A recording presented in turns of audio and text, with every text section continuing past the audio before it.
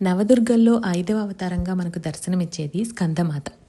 చంద్రఘంటాదేవిగా జటకాసురుని సంహరించిన తర్వాత రాక్షసరాజైన తారకాసురుడు శివపుత్రుని ద్వారా అతనికి మరణం తథ్యమని భయాందోళనలకు గురవుతాడు.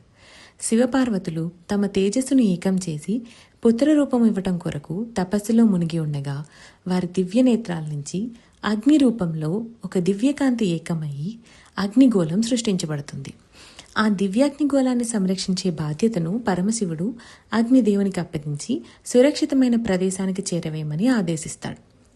ఆ ఆది దంపతుల తపోగ్నిగోళాన్ని మోయలేక గంగానదిలో విడిచిపెడతాడు అగ్నిదేవుడు. ఆ శక్తిని మోయడం తన వల్ల కూడా కాక శరవణము అనే అడవిలో విడిచిపెడుతుంది గంగాదేవి. ఆ దివ్యాగ్నిగోళం భూమిని చేరినంతనే దివ్య ప్రకాశాలు వెదజల్లే ఒక శిశువు రూపాన్ని ధరిస్తుంది. ఆయనే సుబ్రహ్మణ్యుడు. కృత్రికా నక్షత్ర మండలంలోని దివ్య కృత్తికలు 6 ఆ శిశువుని చూచినంతనే తమలో మాతృప్రేమ ఉల్లుపికి ఆ శిశువునికి తల్లిగా మారాలి అనుకుంటారు. 6 తల్లుల మురిపం తీర్చడం కోసం 6 ముఖాలతో స్కందరూపం దాల్చుతాడు సుబ్రహ్మణ్య స్వామి. కృత్తికల ప్రేమాభిమానాలతో ఆయన కార్తికేయుడవుతాడు.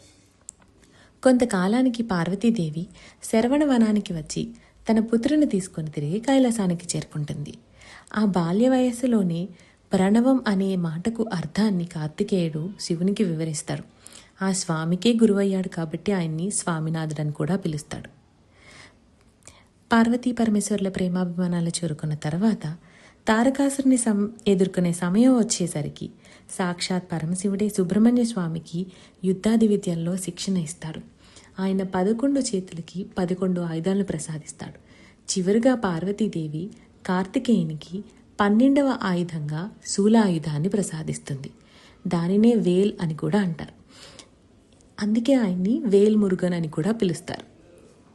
సర్వశస్త్రాస్త్ర కోవిదుడైన స్కందుడు దేవసైన్యాధ్యక్షుడిగా తారకాసుర సంహారాన్ని గావిస్తాడు.